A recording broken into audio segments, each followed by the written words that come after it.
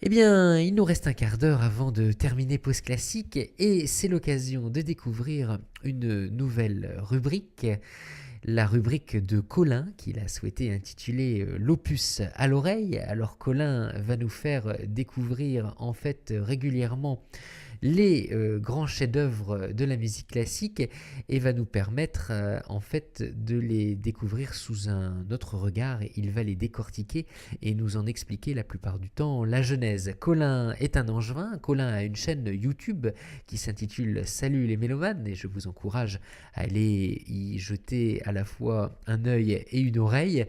On le retrouve ici avec grand plaisir à la radio puisqu'il nous a écrit et demandé une collaboration. Il nous paraissait évident de la lancer. On le découvre donc dans sa rubrique intitulée, comme je vous le disais, l'opus à l'oreille. Bonsoir Colin.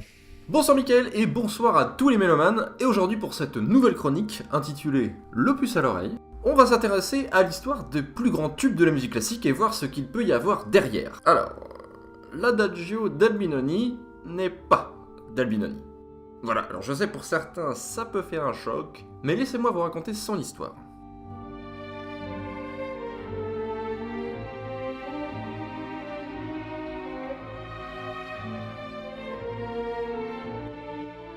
Tommaso Albinoni était un compositeur italien du XVIIIe siècle, ayant quand même vécu 79 ans, ce qui est, pour l'époque, est plutôt pas mal. Et vous savez dans quoi Albinoni était précurseur? Eh bien c'était l'un des premiers compositeurs indépendants de l'histoire de la musique. C'est quand même pas mal. En effet, il n'était sous la tutelle d'aucun mécène, ni d'aucun prince, ni même d'un vulgaire patron d'entreprise. Mais il menait sa carrière tout seul, comme un grand. Bon, faut dire que quand t'es issu d'une famille plutôt aisée, ça aide, hein. Mais pas tant que ça, puisque le jeune Tommaso Albinoni a bien failli avoir une toute autre vie, car ses parents voulaient le voir reprendre l'entreprise familiale. Sauf qu'en 1709, son père décède. Et là, le petit Tommaso, il a un choix à faire. L'entreprise de fabrication de papier, ou bien faire de la musique. Alors il a choisi la musique. Et il a pas fait semblant, hein. En effet, il est très vite devenu célèbre à travers l'Europe, composant pas moins de 80 opéras.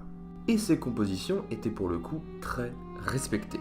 Parce que quand Jean-Sébastien Bach utilise un de tes thèmes pour en faire des fugues, c'est que t'as percé mon petit père. Alors tout ça c'est sympa, mais en 1741, Albinoni tombe dans l'oubli le plus total. Donc déjà c'est moins cool ça. Et pour en revenir à cette histoire d'Adagio, tout part du musicologue René Giasotto. Il avait une mission, ressusciter le travail d'Albinoni et lui redonner une place importante dans l'histoire de la musique. Alors ça part d'un bon sentiment, hein. Mais au moment où il commence son travail de recherche, eh bien la Seconde Guerre mondiale éclate. Et ironie de l'histoire, vous savez où étaient la plupart des partitions originales d'Albinoni? À Dresde. Oui, la ville en Allemagne complètement détruite par les bombardements alliés en 1945. C'est quand même pas de bol. Mais sauf qu'au milieu de cet immense champ de ruines, notre ami Giasotto retrouve un fragment original d'Albinoni contenant une basse chiffrée ainsi qu'un bout de ligne mélodique au violon.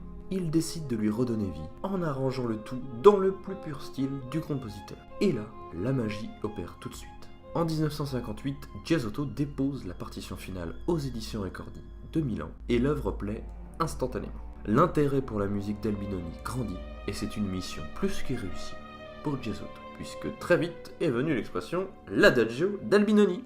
Et ouais, très vite devenu un immense tube, il apparaît dans plus d'une soixantaine de films, séries et documentaires. A noter qu'il y a des grands noms de la musique pop qui se sont mis à l'utiliser, hein. On pense notamment aux Doors,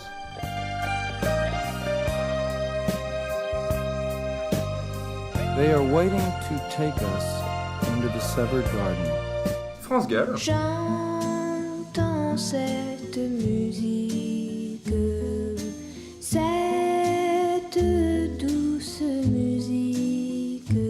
le guitariste suédois Yngwie Malmsteen,